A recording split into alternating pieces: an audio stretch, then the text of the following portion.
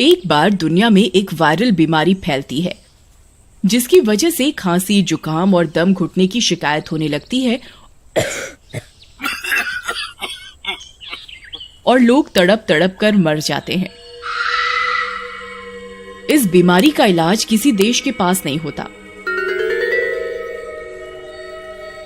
सारे देश और उनके प्रधानमंत्री उसका इलाज ढूंढ ढूंढ कर परेशान हो गए होते हैं, लेकिन उनको कुछ समझ नहीं आता कि कैसे इस वायरल बीमारी का इलाज ढूंढे। उस वायरस की वजह से दुनिया में सब तरफ त्राही मच जाती है, सारे काम धंधे बंद हो जाते हैं। उस बीमारी के कारण हॉस्पिटल्स में भी मरीजों की लंबी लंबी लाइनें लग जाती हैं और अंत में सभी देश लॉकडाउन की घोषणा कर देते हैं। उसके बाद सभी देशों में कई दिनों का लॉकडाउन लग जाता है। डॉक्टर साहब बचाओ, मेरा दम फूल रहा है, कई दिनों से खांसी जुकाम हो रहा है और सांस भी नहीं ली जा रही। लगता है तुम्हें वायरस का अटैक हुआ है। तुम जल्दी से हॉस्पिटल में भर्ती हो जाओ ताकि हम जल्दी से तुम्हारा इलाज कर पाएं और तुम्हारी जान बचा पाएं। जी डॉक्टर साहब, मैं आज बल्कि अभी एडमिट हो जाता हूँ। उसके बाद मरीज वहीं हॉस्पिटल में एडमिट हो जाता है और डॉक्टर बाकी के कामों में लग जाते हैं। लेकिन वहां धीरे धीरे मरीज इतनी तेजी से बढ़ने लगते हैं कि डॉक्टरों को भी कंट्रोल करना मुश्किल हो जाता है और उनमें भी संक्रमण का खतरा बढ़ने लगता है। अरे भाई, जिस हिसाब और तेजी से ये वायरस बढ़ रहा है, लगता है कि कहीं हम ही लोगों को ये अपनी चपेट में ना ले ले। हाँ भाई, बात तो तुम सही बोल रहे हो, लेकिन अभी किया भी क्या जा सकता है। लोगों को हमारी जरूरत है और ये हमारा फर्ज भी है। उसके बाद दोनों डॉक्टर अपने घर चले जाते हैं। अगले दिन डॉक्टर को भी वही बीमारी वाले लक्षण आने लगते हैं और उसकी भी तबीयत खराब होने लगती है और थोड़ी ही देर में उसकी भी हालत काफी खराब हो जाती है। मुझे सांस लेने में इतनी दिक्कत क्यों हो रही है? मेरा दम क्यों फूल रहा है? लगता है मुझे भी इस खतरनाक वायरस का संक्रमण हो गया है। अब मैं नहीं बचूंगा। हे भगवान, मुझे थोड़ी सी ताकत दो ताकि मैं अपने देश और लोगों के काम आ सकूं और इन लोगों की जान बचा सकूं। लेकिन उस वायरस के संक्रमण के कारण डॉक्टर की मौत हो जाती है। डॉक्टर मरने के बाद एक भूत बन जाता है। लगता है भगवान भी चाहता है कि मैं लोगों के काम आऊं, उनकी मदद करूं, लेकिन कैसे? अब तो मैं मर गया हूं, लोग मुझसे डरने लगेंगे। डॉक्टर का भूत ये सोचता हुआ जा रहा होता है कि तभी उसे रास्ते पर एक गुंडा दिखाई देता है जो कि एक आदमी को लूट रहा होता है। इस वायरस से किसी का फायदा हुआ हो या ना हुआ हो, मेरा जरूर हो गया है।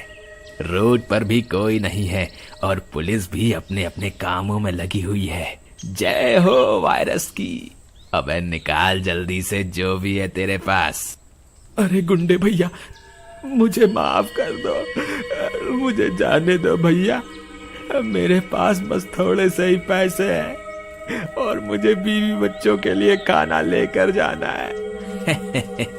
अब तुझे खाना लेके जाना है तो मैं क्या भूखा मरूं? चल जो भी है तेरे पास निकाल जल्दी से, नहीं तो मार दूंगा जान से। ऐसा कहकर वो गुंडा उस गरीब आदमी को चाकू मारने जा ही रहा होता है कि वहां डॉक्टर का भूत आ जाता है और उस गुंडे को जोर से लात मारता है। गुंडा दूर जाकर गिरता है। कौन है? सामने आओ। लेकिन डॉक्टर के भूत को सामने देखते ही उसकी सिट्टी पिट्टी गुम हो जाती है। आई मम्मी बचा लो, अरे मर गया रे। अब लूट दरिंदे, अब लूट। एक गरीब आदमी जा रहा है, उसको भी नहीं छोड़ना तुम लोगों ने। तेरे जैसे का ना होना ही इस देश के लिए सच्चा एहसान होगा।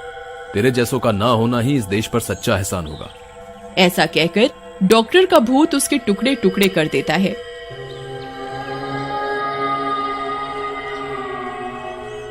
और दूसरे आदमी को जाने को बोलता है। गरीब आदमी डॉक्टर के भूत के पैरों में गिर जाता है। डॉक्टर साहब, आप भगवान हो। जब तक आप जिंदा थे आपने हमारी रक्षा की और मरने के बाद भी हमारी रक्षा कर रहे हो। जय हो डॉक्टर साहब, आपकी जय हो। उसके बाद डॉक्टर का भूत आगे निकलता है। उसे वहां पर एक एम्बुलेंस ट्रैफिक में फंसी हुई दिखती है। वहां पर दो लड़के एम्बुलेंस वाले से बहस कर रहे होते हैं। अरे भाई हटो रास्ते से, हमें जाने दो। इस एम्बुलेंस में वायरस का पेशेंट है, और बहुत ही ज्यादा सीरियस कंडीशन में है। हटो नहीं तो मुझे पुलिस बुलानी पड़ेगी। हाँ तो बुला ले जिसको बुलाना है। तू जानता नहीं कि मेरा बाप कौन है? हम नहीं डरते इन फालतू पुलिस वालों से। क्या लोग हैं ये, कितने गैर जिम्मेदार। इतना भी नहीं समझ आता कि एम्बुलेंस को पहले रास्ता दिया जाता है। इन लोगों को सबक सिखाना पड़ेगा, लेकिन पहले एम्बुलेंस को जगह दिलवानी जरूरी है। उसके बाद डॉक्टर एम्बुलेंस को उठाकर एक किनारे रख देता है और एम्बुलेंस वहां से चली जाती है। उसके बाद भूत उन लड़कों के पास जाता है। तू उधर एम्बुलेंस वाले को कुछ अपने बाप के बारे में बता रहा था ना? क्या तुझे पता नहीं कि तुम्हारा बाप कौन है? आज मैं तुम लोगों को सबक सिखाऊंगा कि रोड पर चलते कैसे हैं। ऐसा कहकर डॉक्टर उन दोनों लड़कों को बाइक समेत दूर फेंक देता है और गुस्से में उनकी तरफ बढ़ता है। दोनों लड़के भूत के पांव पकड़ लेते हैं। हमें मत मारो भूत जी, हमें मत मारो, हमसे गलती हो गई। आज के बाद हम सारे ट्रैफिक नियमों का पालन करेंगे, किसी से भी गलत नहीं बोलेंगे और अपने बाप के नाम का गलत इस्तेमाल भी नहीं करेंगे। बस इस बार माफ कर दो। इस बार तो माफ कर रहा हूं, लेकिन अगली बार तुम लोगों ने कोई गलत हरकत की या कोई भी गैर कानूनी काम किया तो मैं आके तुम्हारी जान ले लूंगा। इसके बाद डॉक्टर फिर से हॉस्पिटल की तरफ जाता है।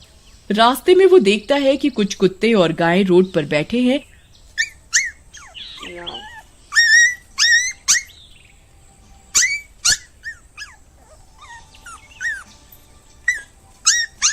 और वे सभी भूखे और लाचार हैं, क्योंकि सभी रेस्टोरेंट्स बंद थे जिनका बचा हुआ खाना कभी जानवर खा लिया करते थे।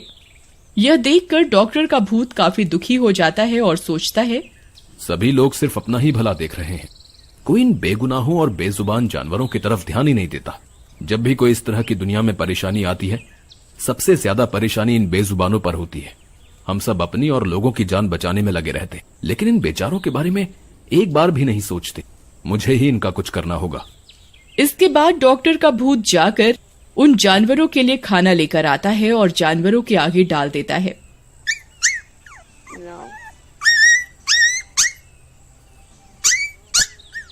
सारे जानवर उसे एक धन्यवाद वाली नजर से देखने लगते हैं। उसके बाद डॉक्टर का भूत हॉस्पिटल की तरफ बढ़ जाता है। भूत हॉस्पिटल में पहुंचता है। वहां चारों तरफ अफरा तफरी का माहौल होता है।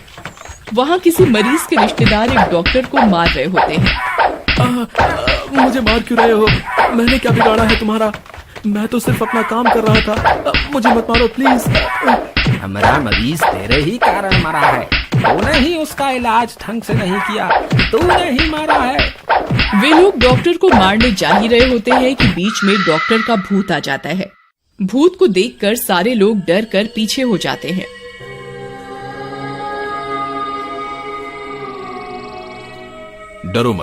डरो मत तुम लोग। लेकिन तुम लोग इस डॉक्टर की जान लेने पर क्यों तुले हुए हो? क्या तुम्हें इस डॉक्टर ने तुम्हारा धर्म या जात देखकर भर्ती किया था? एक डॉक्टर के लिए मरीज सिर्फ मरीज होता है। उसे मरीज की जाति, धर्म या देश से मतलब नहीं होता।